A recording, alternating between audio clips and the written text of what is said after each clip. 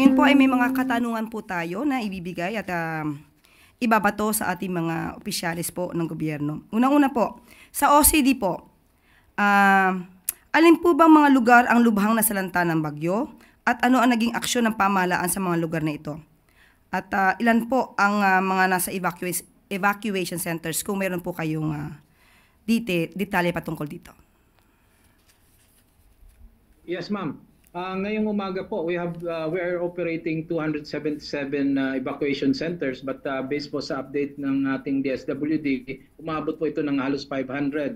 So we have around 17,000 persons inside and then another 65,000 outside evacuation centers. So ang talagang areas na nagrabehan po dito ay ang Metro Manila and then the provinces of Bulacan, Pampanga, Cavite, no? Batangas, Rizal, and then ito hanggang bukas po Pangasinan, Tarlac, and of course yung NIR natin medyo nagrabihan din plus yung Panay Island. So kasi since Thursday pa last week inuulan na po sila. So tuloy-tuloy po 'yan hanggang today and then ang forecast natin tuloy-tuloy ang pag-ulan hanggang Thursday o Friday po. So masisiguro naman po natin ang kaligtasan ng ating mga kababayan. Yes, ma'am. We are ready po with all the agencies na membro ng NDRRMC na naka-red alert po. Ready po ang ating mga search and rescue teams, yung ating mga transportation, yung ating mga relief goods from DSWD, medical teams from DOH, and of course yung ating mga strategic transport from the armed forces ay nakahanda po at yung buong OCD ay naka-red alert kasama ang mga 44 other member agencies. May panawagan po ba kayo, ASEC Rafi, sa mga kababayan natin na hindi sumusunod sa mga kautusan kung kailangan silang i-evacuate? Opo, ito po ang panawagan namin kung maaari po, kung talaga po ay makinig tayo, sabi po ng ating Pangulo, sumunod po tayo sa mga babala, sa mga abiso na binibigay ng ating mga authorities. Kung may kailangan pong panawagan na mag-preemptive evacuation, sumunod po tayo. Nakahanda po ang gobyerno na magbigay ayuda or tulong, no? Nandyan po ang ating DSWD, ang ating DOH, ang ating armed forces na handang tumulong at magbigay suporta sa ating mga local government units. Maraming salamat, ASEC Rafi. At of course, alam natin na priority din po ng Pangulo ang kalusugan ng bawat mamamayan. Tanong po natin sa DOH, ano po ba ang intervention ngayon ng government upang masiguro na ligtas na sa anumang sakit ang ating mga kababayan, lalo-lalo po yung mga nasa evacuation centers at yung mga nabaha po? Opo, Yusek Claire, magandang hapon po. No? Sa utos po ng ating Pangulo, meron na po tayong 31 na milyong pisong halaga ng mga emergency medicines and logistics na naka-preposition at malamang ginagamit na po sa mga local government units sa Ilocos, Cagayan Valley, Calabarzon, Mimaropa, Western Visayas, Central Visayas at Northern Mindanao. At dagdag pa po dyan, Yusek Claire, meron pang nakaantabay na 180 million na mga emergency medicines and logistics hindi pa natin i-redeploy pero pag kailangan po ay ating papakawalan. Ano pong mga kasama dito? Yung tinatawag po namin na Campolas, Cotrimoxazole, Amoxicillin, dalawang mga common antibiotic. Meron pong mefenamic acid, pain reliever, paracetamol, pampaalis ng lagnat, Orisol, laban sa diarrhea, Lagundi, laban sa ubo at sipon, at yung skin ointment, laban sa mga skin diseases katulad ng alipunga na nangyayari po ngayon dahil marami nga pong tubig. Meron din pong mga hygiene kits, mga drinking water containers at mga chlorine tablets para wag tayo uminom ng kontaminadong tubig, at meron ding breastfeeding kits para sa ating mga nanay. Tuloy rin po, Yusek Claire, yung pag-ikot ng mga DOH and local government doctors sa lahat po ng evacuation centers sa utos na rin ni Pangulong Ferdinand Marcos Jr. Yusek. Yes. ASEC, ano po ang pwede nating sabihin sa mga kababayan natin para pangalagaan din nila ang kanilang kalusugan? Opo, sa ngayon po mahalaga po yung anunsyo ng ating kasamahan si ASEC sa ating OCD. No? Pag sinabi ho talaga evacuate, marami ho kasing mga peligro sa kalusugan na maiiwasan kung tayo po ay malilikas bago pa man dumating ito. Halimbawa, yung pagkalunod. Pag meron ho tayong baha at bago pa man dumating yung baha, pag sinabi ng OCD ng LGU evacuate, iwas na po tayo para hindi tayo kailangang saklolohan dahil nalulunod tayo. Ikalawa po, yun pong ating tubig, pakuluan natin palagi kung wala tayong chlorine tablets. 2 minuto minuto ho para hindi kontaminado at safe ang iinumin. At ikatlo, kung tayo man po ay napalusong sa baha, kasama na po ang ating mga kasamahan sa gobyerno, ang mga rescuers, nandito po ang DOH at ang mga LGU doctors, pwede ho namin kayong resetahan ng ating prophylaxis para hindi tayo magkaroon ng leptospirosis. Ang sintomas ng lepto, Yusek, hindi lumalabas yan in the next few days, mga 2 weeks later pa ho. Pero kung mabibigyan tayo ng gamot, agad-agad hindi po lalabas yon. Yusek? Yes, Asek, anong pwede nilang maranasan para sabihin nila, uy, mukhang may lepto na ako? So, ano po yung nararanasan nila? Sa simula po, Yusek, maaaring wala, pero kung after mga 2 weeks ang nangyayari po dyan, merong lagnat, sumasakit po yung kalamnan, yung mga kasukasuan, yung kalamnan natin, pwede rin pong magkaroon ng paninilaw, ng balat, saka ng mata, nag-iiba po ang kulay ng dumi. Ang mga tinatamaan po kasi ng lepto, yung bato, yung kidneys, kaya madalas sa dialysis. Pwede rin yung ating baga, pwede rin yung ating puso, at kung malala po, pati yung utak, Yusek, pwedeng tamaan, pwede pong ma-ICU ang isang pasyente. Kaya pati po yung ating mga kasamahan sa MMDA, yung mga nagki-clearing operations, magbotas ho kasi yung burak na natuyo po kahit wala ng tubig yan, pwedeng meron pa ho yung mga mikrobyo ng leptospirosis. Nandito po ang DOH para sa inyo. Asik Albert, isa pa po, tanong natin, kapag let's say ikaw ay sumulong sa baha at alam mo na let's say may sugat ka at mukhang maapektuhan ka ng lepto, kailangan na ba agad pumunta sa clinic, sa ospital, sa doktor para makahingi ng gamot kahit wala pa po sila nararanasan na simptomas? Opo, tama po yun, Yusek, no? Kahit wala pa ho tayong nararamdaman ng sintomas, basta ho dumaplis sa balat natin yung tubig baha. Ang ginagamit nga ho namin pahintulad, yung pang tubig baha, parang tubig ho yan ng inidoro. Kung tayo nga po yung mapahawak doon, naguhugas ka agad tayo. So soap and water ka agad. Tapos, kumonsulta ho tayo kasi yung gamot, pwede naman hong ibigay ng libre sa ating mga government health center para wag ho tayong mauwi sa leptospirosis. Sa ngayon po, sa pag-iikot po ninyo, ano po yung mga kondisyon na po ng mga evacuees natin? Ang kondisyon po natin, kakatapos lang po ng rounds no, ni Secretary Ted Herbosa sa Marikina, nagpunta po siya at tutuloy po yan sa mga ibang evacuation centers. Nakikita po namin na ang karaniwang sakit po ngayon ay ang ubo at sipon. Dala na rin po ng pabago-bago na panahon. Mabuti nga po umaaraw na, welcome po yan, pero alam po natin nagkakaroon ng iritasyon sa ating lalamunan at maaaring meron rin po mga simptomas tulad ng ubo at sipon na meron tayong mga virus. Huwag po mag-alala, hindi po yan delikado. Basta tayo po yung naguhugas ng kamay at nagsusuot ng face mask kung kailangan kung may sintomas, may iiwasan po yan. Salamat po, Asik Albert ng DOH. Punta naman po tayo sa DSWD, Sec Rex. Mukha pong napasubok na po at napasabak na po ang ating automated repacking machine. Mukhang talaga pong napakinabangan mas lalo po ngayong araw. So ang tanong natin... Tama yan. Opo, go ahead po. Tama yan, Yusek Claire. Alam nyo, kung dati-rate, nung mano-mano yung repacking natin or semi-automated, nakaka-produce lang kami ng 8 to 10,000. Ngayon, na-doble natin yung capacity natin all the way to 20,000. Kaya nga, mabilis na nakakapag-responde tayo at ngayon may mga pumapasok na request mula sa mga local government units para sa kanilang mga constituent. Tuloy-tuloy po nating pinoprocess yan. So ngayon po, Sec Rex, sapat na po ba yung bilang ng mga prepositions food packs sa mga biktima po? Yusek Claire, tulad na nasabi ko, we have close to 3 million bago tumama si Krising. At hindi tayo tumigil. Ibig sabihin may 3 million na naka-imbak nationwide. Sapat na sapat yon. Right now, ang pending request na lang sa amin ay mga nasa 40,000. We've already catered to almost 100,000. Tulad na nabanggit ko kanina, 95,000 na yung na-service natin na mga request para sa kanilang mga constituent mula sa mga local government units. May natitira na lang ng mga 40,000. At as we speak right now, pinipick up na nila at pwede na nilang kunin yun mula sa repacking center natin. Pero syempre, Yusek Claire, tulad ng sinabi kanina ng mga reports, mukhang masama pa rin ang panahon sa mga darating na araw. Hindi rin tayo tumitigil sa pagre-repack. Talagang pinag-iigting natin, pinabibilis natin. Kasi ang instruction ng ating Pangulo, laging handa dapat ang DSWD rumisponde. Hindi tayo nag-aantay na maubusan tayo ng supply bago lang tayo magre-repack. Sec Rex, tanong lang natin, paano ba nilang makukuha itong mga food packs na to mula sa centers po natin? Magandang tanong yan, Yusek Claire. Kung matatanda natin sa local government code, ang first line of defense o ang rumiresponde una sa mga kasakuna ay ang local government units. Ang mga city hall natin, provincial governments, municipal governments. Ngayon, alam naman natin na bagamat may resources itong mga local government units natin, hindi sapat minsan kasi may maliliit tayong local government units. Diyan pumapasok ang DSWD.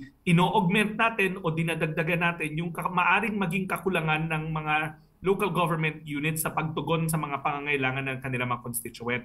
So kung ang tanong paano makakakuha, makipag-ugnayan po kayo sa inyong mga local government units kasi meron silang sarili nilang mga goods at dinadagdagan naman yun ng DSWD. Inuuna natin syempre yung mga nasa evacuation center. Pero katulad na nabanggit ko kanina, bagamat na sa mga 15,000 lang yung bilang ng pamilya sa evacuation center pero nakapaglabas na tayo ng 95,000 na mga relief packs, ibig sabihin yung ibang local government units, katulad doon nakita ko kahapon sa Bulacan, ay binabahay-bahay na nila yung mga food packs, lalong-lalo na sa mga areas na sumabay yung high tide at yung tubig ulan.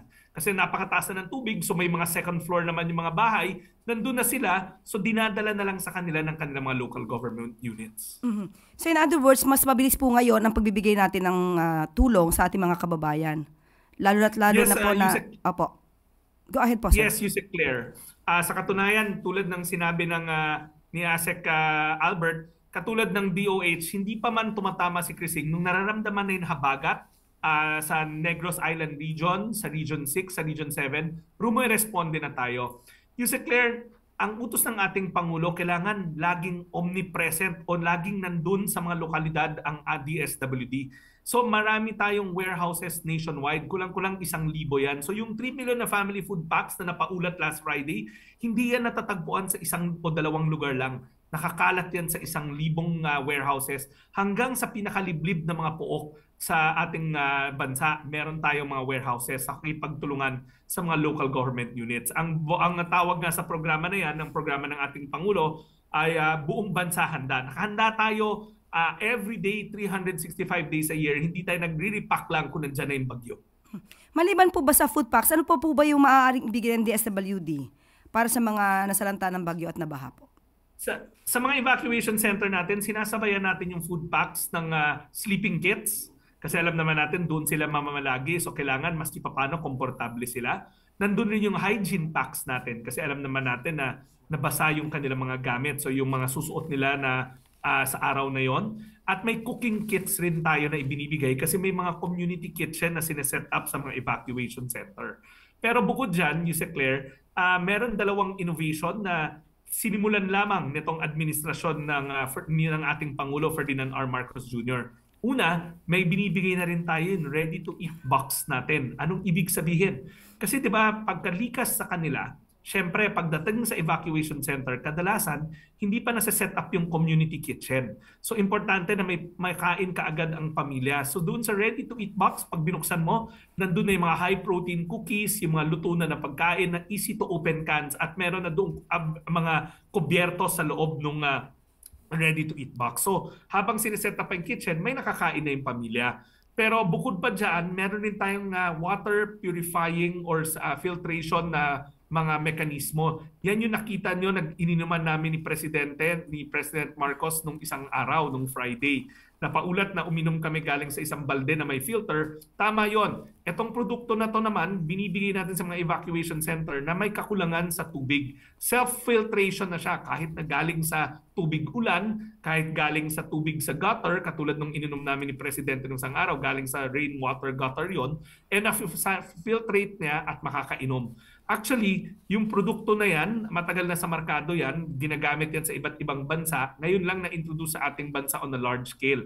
At para sa kapanatagan ng loob ng lahat, yung tubig na yon, lagi namin pinapatest rin sa DOH, sa FDA, para masigurado na malinis at kaaya-aya yung tubig na iniinom. Pero ang Pangulo na natin mismo ang uminom last Friday mula doon sa water filtration system na yon. Napakaganda malita niyan, Sec Rex. Pero ngayon, since tayo po talaga ay nagpapamigay ng mga ayuda sa mga kababayan natin na nasalanta ng bagyo at baha, baka po meron po kayong mensahe sa mga LGU officials natin patungkol po sa pagbibigay ng mga ayudang ito. Kasi baka po yung iba ay nagagamit pa sa pamumulitika. Sa ating mga local government units, galing ako sa hanay nyo. Mataas ang aking pananalig na Alam natin na ang prioridad natin ay ang kapakanan ng ating mga kababayan. Naniniwala ako na sa pakipagtulungan sa inyo, mabilis na makakarating ang ating mga relief pack para sa lahat ng mga nangangailangan. Sa DSWD, wala kaming pinipili dahil bawat buhay mahalaga at nananalig kami na ganoon rin ang opinion nyo, ganoon rin ang inyong pananaw. Sa ganitong mga panahon, ang bawat buhay mahalaga, walang pinipili, lahat tinutulungan at ang DSWD handang umagapay sa mga pangangailangan ng inyong mga constituent. Magsabi lang kayo sa amin. Sa mga kababayan po natin, ano naman po yung mabibigay nyo assurance para sa kanilang ikagiginhawa kahit po nasasalanta sila ng bagyo at baha? Sa ating mga kababayan, tulad ng sinabi ng ating ni ASEC Rafi ng OCD, una makinig ho tayo sa ating mga local officials. Pag sinabing kailangan natin lumikas, kailangan natin mag-preemptive evacuation.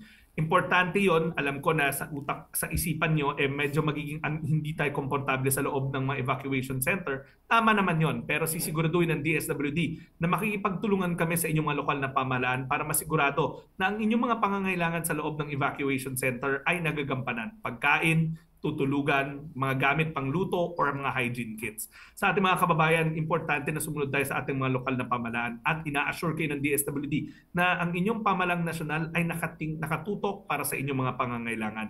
Ang instruksyon ng ating Pangulo, ang utos ng ating Pangulo. Sa ganito mga panahon, walang pamilyang apektado ang hindi nakakakain ng maayos dahil bawat buhay mahalaga. Maraming salamat, Sec Rex. And punta po tayo sa NIA kay Deputy Administrator Josephine Salazar. Ma'am Josephine, okay, sa pag-release po ng tubig mula sa dam, tanong natin, paano po ba naaabisuhan ng ating mga kababayan na sila'y maaapektuhan sa pag-release ng tubig ng dam?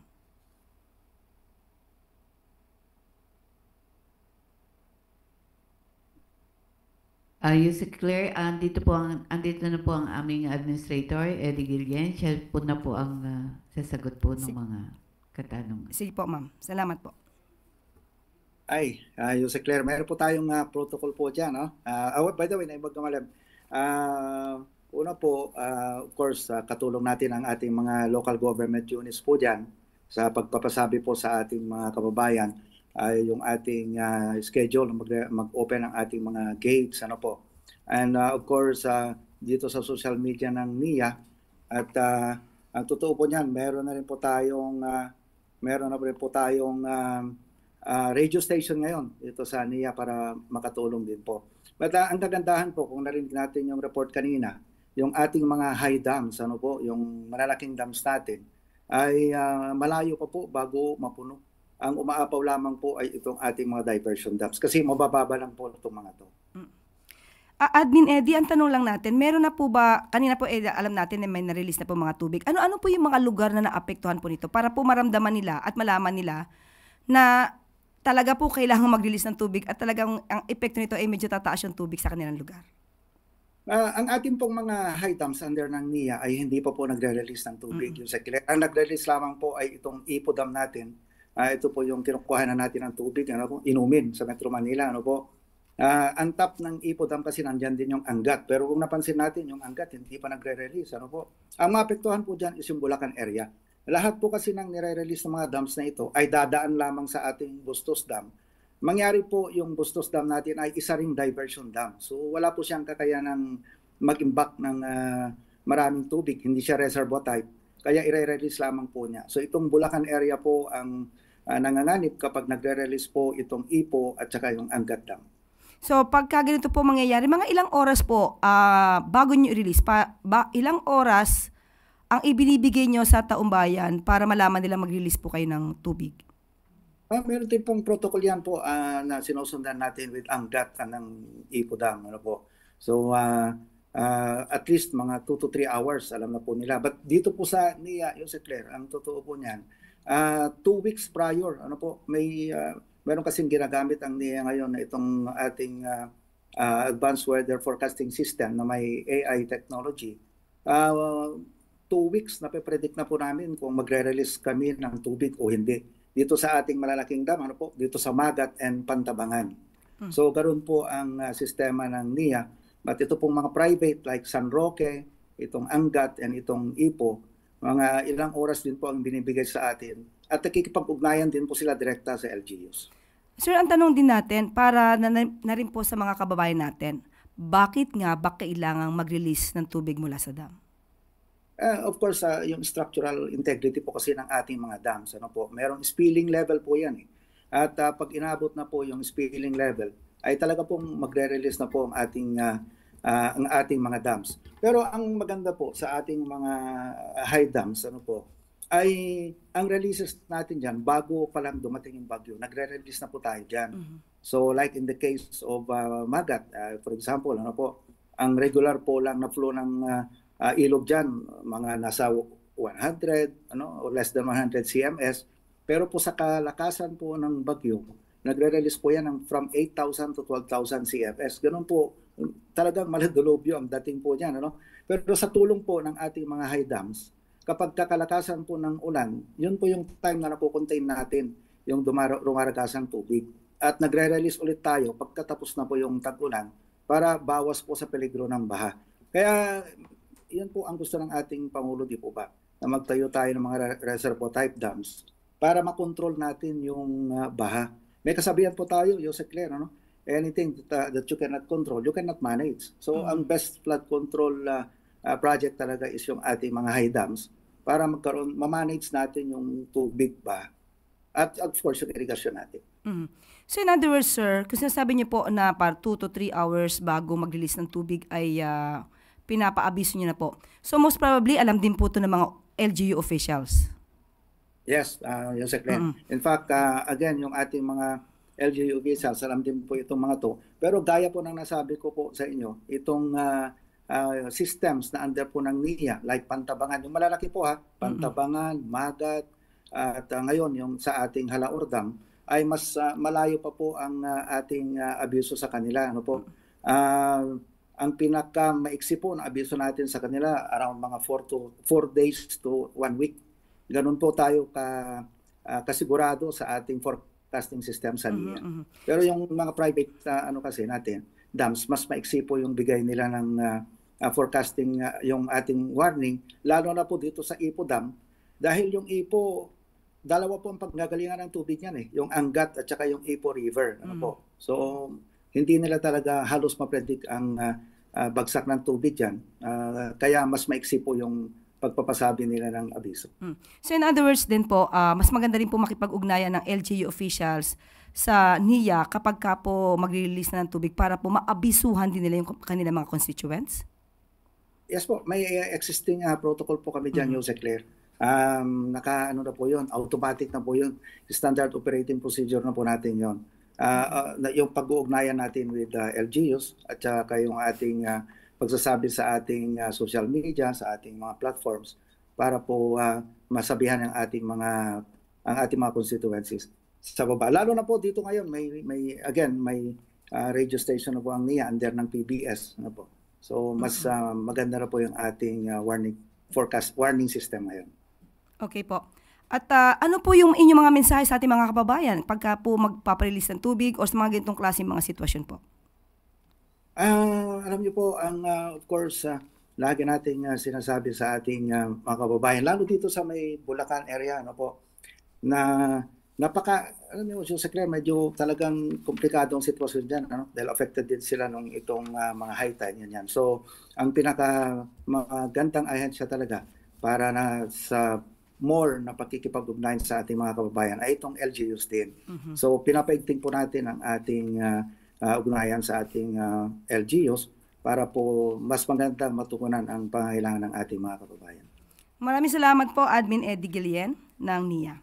At bago po na tayo pumunta sa MMDA, muli po natin makakasama si Engineer Christopher Perez, Chief of Weather Forecasting Section ng DOST Pag-asa, para bigyan tayo ng ulat tungkol sa lagay ng panahon na maaasahan natin sa mga susunod na araw pa.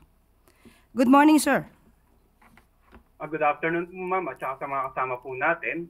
So, please allow me, mag-share lang po ako ng aking presentation for the update.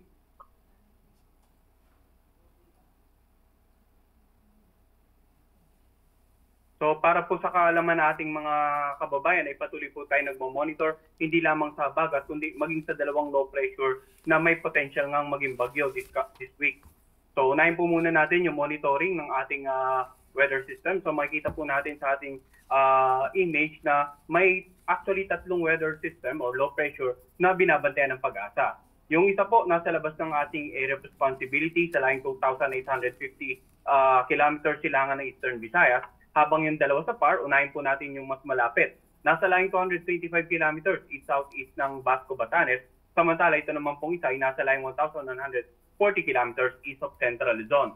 Ngayon, kung makikita po natin sa ating legend, ito pong mas malayo ay mas mataas ang potensyal na maging bagyo within the 24-hour period. Ito namang orange ay posibleng maging bagyo beyond the 24-hour period. Kumbaga, ang priority natin na talagang mas malaking chance ay itong pula. Kaya pinapayaan po natin lang lahat na mag-monitor sa mga posibleng tropical cyclone bulletin na ipapalabas ng Pag-asa, either mamayang alas 5 ng hapon or mamayang alas 11 ng gabi or bukas ng madaling araw. So itong dalawang weather system na ito, kung mapapansin natin, may ulap pa rin tayo na enhanced habagat. Yan po yung dahilan kung kaya't malayo na yung nakaraang bagyo pero meron pa rin tayong habagat episode dahil patuloy ng pinag-iibayo nitong dalawang potential na tropical cyclone. Ngayon, dahil nga sa mga pag-ulan na naranasan natin sa Metro Manila kaninang alas 11 na umaga, may nakataas tayong orange rainfall warning dito sa lalawigan ng Zambales, Bataan, Bulacan, Pampanga, Metro Manila, Cavite, Batangas at Rizal. Samantala, yellow rainfall warning naman sa Tarlac, Nueva Ecija at Laguna. Pag may orange na rainfall warning po tayo, ibig sabihin, nandiyan pa rin yung pagbanta ng mga pagbaha, no? Dahil nakikita naman po natin during the past few days talagang matinding pag-ulan, may mga bahaging kakalsadaan pa rin po tayo, hindi lamang dito sa Metro Manila, kundi maging sa mga karatig lalawigan na binabaha pa rin at patuloy pa rin posibleng bain ng mga pag-ulan nga na sa mga susunod na oras at araw dahil nga sa inaasahan nating patuloy na pag-iral ng habagat. Samantala dito naman sa inisyo ng Visayas PRSD or Pag-asa Regional Services Division, we have yung flooding is possible dito nga sa may Occidental Mindoro. Samantala may mga pag-ulan dito sa Palawan at ilang bahagi nga ng Iloilo, Guimaras, Capiz, Aklan, and Antique. Sa may bandang Northern Luzon naman, meron tayong nakataas na yellow rainfall warning sa mga lalawigan sa ilang bayan ng Pangasinan. Makikita po natin dito. So ang atin naman pong mga rainfall warning ay ina-update natin every 3 hours. Depende po yan sa monitor natin at ina-anticipate nating pag-ulan over the next 3 hours. So para po sa karagdagang information with regards to the localized rainfall warning ay nandito po ang QR codes ng ating iba't ibang Regional Services Division. Dahil para po sa kalaman ng lahat, yung localized rainfall at thunderstorm advisory ay inisyu po ng ating mga Pag-asa Regional Services Division. Samantala, bakit tayo nagbibigay ng mga rainfall warning? Pinakikita ko naman po dito yung mga naging pag-ulan during the last 3 days. At makikita po natin, simula po ng July 19 hanggang July 21, makikita nga natin halos ang naging concentration ng paulan ay sa nakararaming bahagi po ng Luzon. In particular, over the western sections of Luzon and parts of Visayas and Mindanao, makikita natin. Pero yung pattern, yung mas maraming paulan, makikita po natin common with the 3-day observation ay halos nasa western section ng Luzon.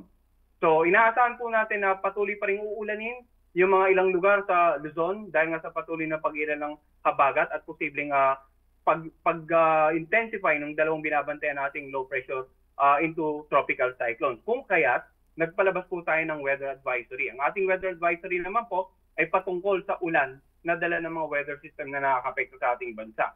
So kung titingnan natin yung tinasahang ulan ngayong araw hanggang bukas ng tanghali ay halos nandito pa rin sa mga lalawigan nga sa western section ng Luzon, ilang bahagi ng Visayas at maging sa ilang bahagi ng southern Luzon area. Yung kulay pula po, more than 200 millimeters of rain. Yung orange naman is 100 to 200 millimeters of rain. And yung yellow, 50 to 100 millimeters of rain. Gaya nga na nabanggit ko nitong kanina, may mga ilang araw na yung tayong pag-ulan, may mga lugar na binaha, at meron po, lalong-lalo sa mga malapit sa paanan ng bundok, nandiyan pa rin yung banta ng mga biglang pagguho ng lupa. Dahil kahit sabihin natin mahinang sa katamtaman ng pag-ulan, kung ilang araw na pong nababad yung lugar nyo sa pag-ulan, ay posibleng malambot na yung mga bahaging kalupaan. Samantala, pagdating naman ng bukas ng makapananghali hanggang sa darating na Huwebes ng makapananghali, makikita pa rin natin yung rainfall pattern ay halos karaniwan nandun pa rin sa mga lugar na sa kasalukuyan nga ay naapektuhan pa rin ng habagat. At pagdating po ng Biyernes or Huwebes ng hapon hanggang or Huwebes ng makapananghali hanggang Biyernes ng makapananghali, nandiyan pa rin yung significant amount of rain sa western section nga ng Luzon at ilang bahagi ng Western Visayas. Kaya patuloy pa rin po yung paalala natin, no? Bagamat wala na tayong bagyo, nandiyan pa rin yung pinag-ibayang habagat at yung dalawang low pressure, posibleng maging bagyo na siyang magpapaibayo pa muli ng habagat sa susunod na 2 hanggang 3 araw. We're expecting cloudy skies, scattered monsoon rains over most parts of Luzon, over the western section hanggang darating na Biyernes. Yes, sir. Samantala in terms of pagmomonitor naman po natin ng ating mga water reservoirs, dito sa Angat, during the last 24 hours, nagkaroon tayo ng pagtaas ng level ng tubig at wala naman pong tanging gate na nakabukas. Pero itong may bandang lamesa, no? Kasi spillover lang po ito. So every time na talagang aapaw yung tubig ay automatic na bubuhos lang siya or mag-spill over. Ipodam naman po ay nagkaroon din ng or bahagyang bumaba. Actually, kung makikita natin, from 100.54 meters naging 100.28 na lamang. Sa iba pang water reservoirs na binabantayan natin, mapapansin po natin na may mga bumaba, bahagyang bumaba, gaya po ng Ambuklao, Binga, at meron namang mga tumaas gaya po ng San Roque at Pantabangan. Same as with the Magat Dam, tumaas po ng bahagya at itong sa may bandang Caliraya. Samantala yun nga po yung paalala natin, no? Posible po tayong magpalabas ng update regarding the low pressure, kung magiging bagyo ito, either ngayong hapon or mamayang gabi, kaya antabayanan po nating lahat yung update na yan at yung patuloy nating monitoring nga sa ulan na dala ng umiiral na habagat. Yan po muna latest dito sa Pag-asa Forecasting Center po. Yes, Engineer Christopher, tanong natin, at ano po ba yung maipapayo nyo sa ating mga kababayan na patuloy pa rin po ang pag-ulan at meron nga po tayong inaantabayanan na low pressure, 2 low pressure po?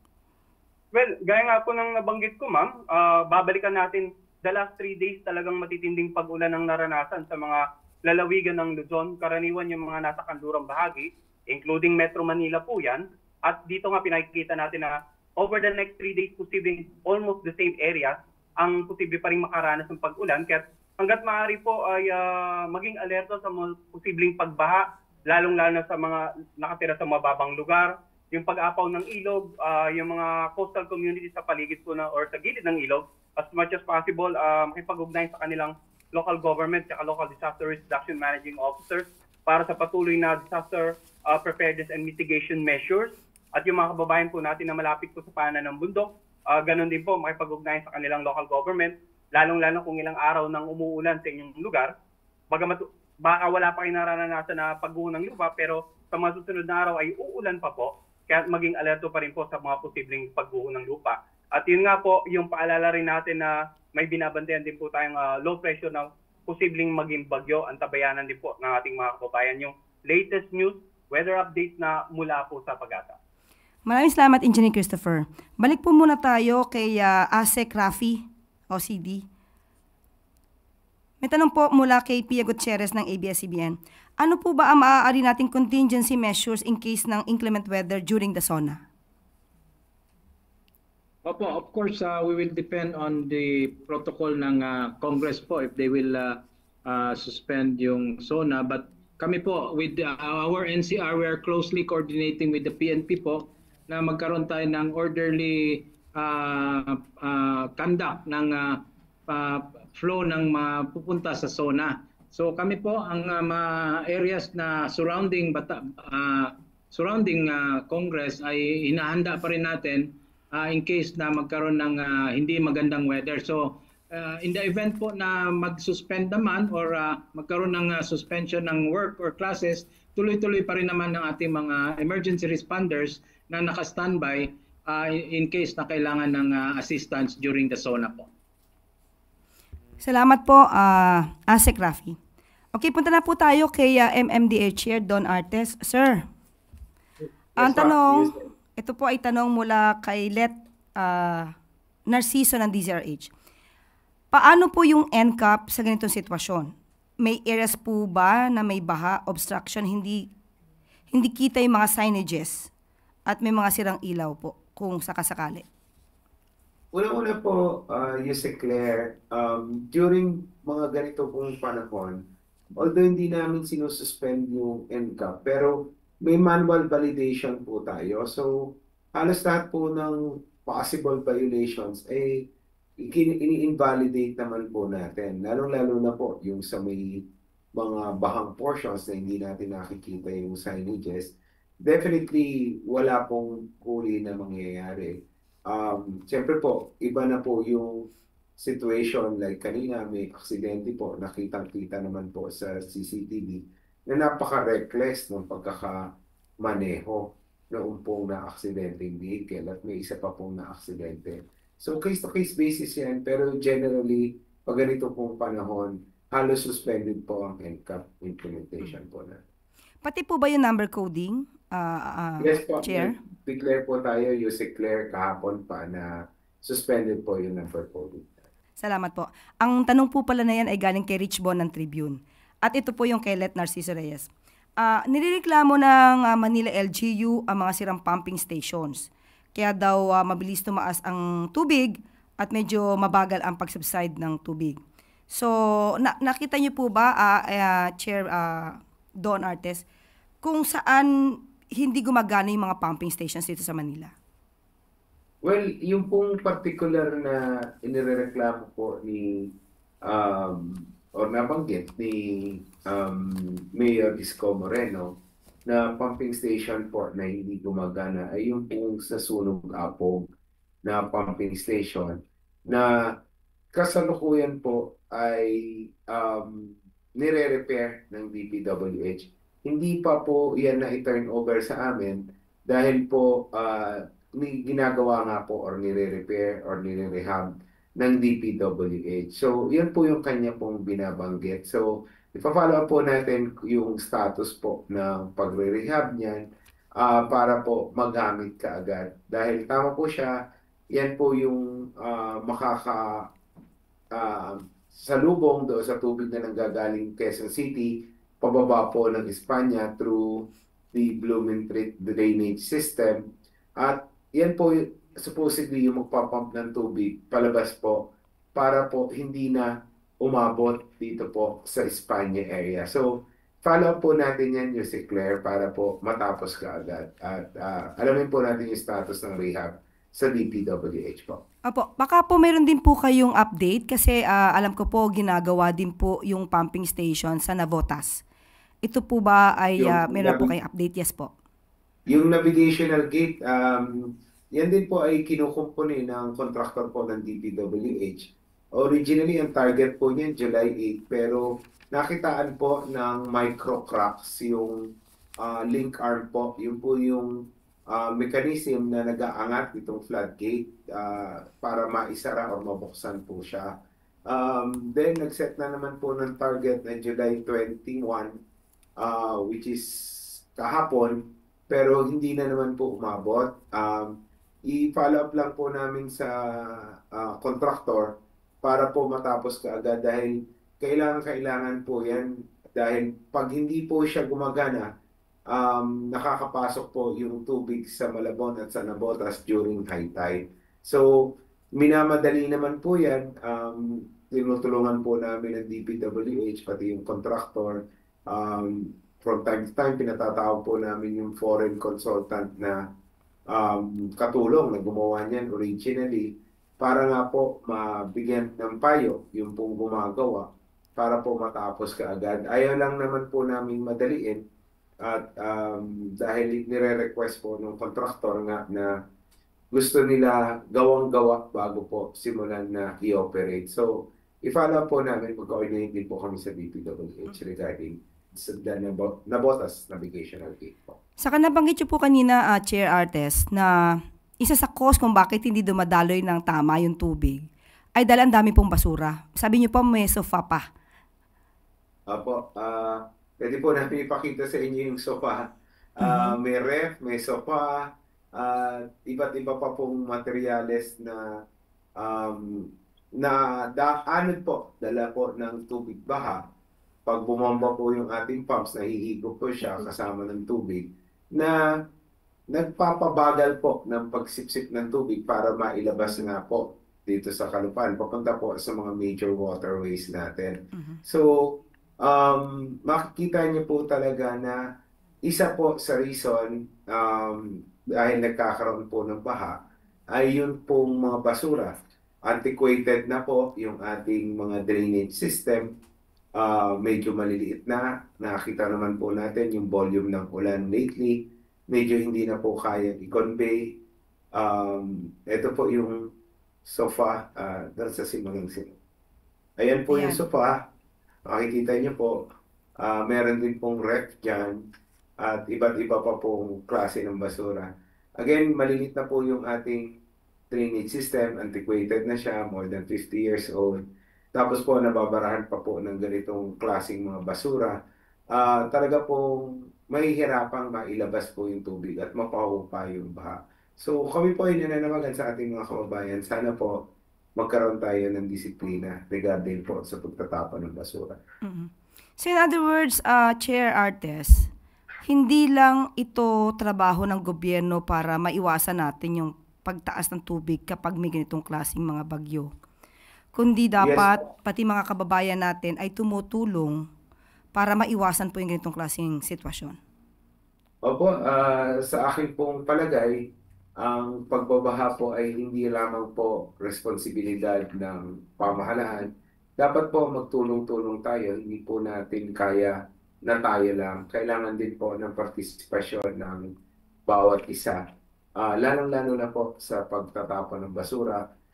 Mayroon po tayong na-identify, Yusek Claire, na 49 areas ng mga lansangan na pag po tumataas ang tubig, alam na po namin na nababarahan ng basura. Ito naman po ay regular namin nililinis. It's just that pag po umulan, yung tubig po ay may dalang basura na pag naipon po sa mga canals, yun po yung nagiging dahilan para mabarahan yung tubig at tumaas po yung level. Like kahapon, amin pong na-observe doon na naman po sa may White Plains, sa may Camp Aguinaldo, lumalalim po yung tubig. Halos umabot na po, lagpas na po ng gutter. Ang ginawa po ng ating mga tauhan, dahil may mga naka-assign na doon, ay sinundot yung kanal, hinango yung mga basura, at kagad po nawala po yung tubig sa lansangan. So, doon po natin makikita na kung wala po yung basura, hindi na po dapat nagkaroon ng baha doon sa lugar.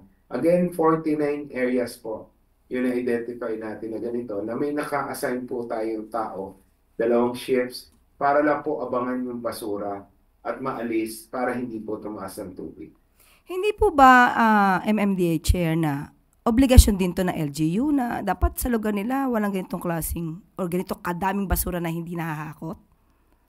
Well, ang mga LGUs naman po, in fairness to them, Yusek Claire, ay regular yung paghakot ng basura. May schedule po yan at hindi po nila pinababayaan. It's just that meron pa rin pong matitigas ang ulo na naglalabas sa hindi tamang oras, sa tamang araw, or sa tamang lugar.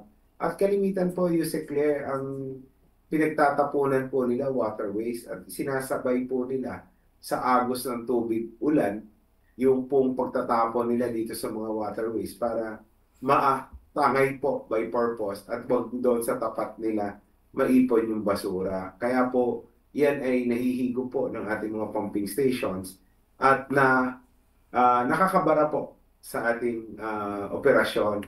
So, again, yung mga LGUs naman po ay talaga naman pong masinop. It's just that marami po tayong kababayan na instead na konting effort lang para nga po itapon ng tama yung kanilang basura, ay mas pinipili na ihagis po sa mga waterways itong mga basura po na ito. Oo nga po, natatandaan ko may mga tao nagtatapon ng basura nila sa ibabaw ng tren habang tumatakbo yung tren. Yes, Di po ba? before po, yes. Opo. Ang tanong naman po ni Chloe Ufana ng Business World, MMDA Chair, may mga infrastructure projects po ba na nakaka-cost ng pagbabaha? At kung meron po, ano po kaya yung iba nyo masasite na project? Meron po, yung pong sa Commonwealth, ordinarily hindi naman po nagbabaha. Mga a month ago, na-observe po namin, nagkaroon po ng malalim na tubig at kahapon po ay naulit na naman. Noong pong nag-joint inspection tayo kasama ang DBOTR, DPWH, local government units, unit ng Quezon City. At ganoon din po yung pong contractor or may-ari ng MRT-7. Nakita po natin na yung isa pong major drainage system sa Commonwealth Avenue ay naharangan po ng isang poste. Halos 1/3 na lang po yata or 1/4 ang gumagana doon sa drainage system po na yon dahil nabarahan po ng isang poste. Ganon din po yung mga lagusan ng tubig mula sa karsada papasok po sa drainage system. May mga ganon po na nabarahan na rin po ng construction materials. Agad naman po tayo nakapag-ugnayan kay Sec Pins, Dison, at naiulat niya po na inaayos na po ng MRT-7 yung pong nabarahan na drainage na yan. At ganon din po, inireport din po namin kay Sec Pins at ina-actionan na yung mga skyways po natin, yung downspout po nila ay hindi po nakadugtong sa mga drainage system at inihuhulog lamang po sa karsada na sa tingin po namin ay nakaka-contribute din po sa pagkakaroon ng tubig sa ating mga lansangan. Isang pang tanong pa po. Sa ngayon po ba, ano po masasabi nyo? Mas mabilis ba po bang mag-subside yung tubig baha? O nagkakaproblema pa rin tayo dahil sa mga basura? Well, sa ngayon po, dahil gumagana naman po yung 71 pumping stations natin at full capacity, mabilis naman po kung humuhupa yung baha. Like po kahapon or ngayong araw na ito, as soon as tumigil po yung ulan, halos majority po ng mga bahang areas ay nawawalan po ng tubig.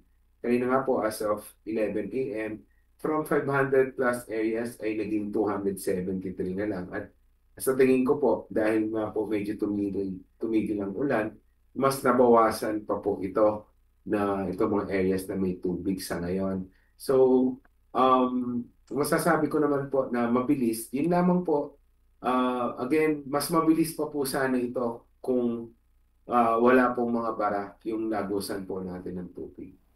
Maraming salamat po, MMDA Chair Don Artes. Maraming salamat.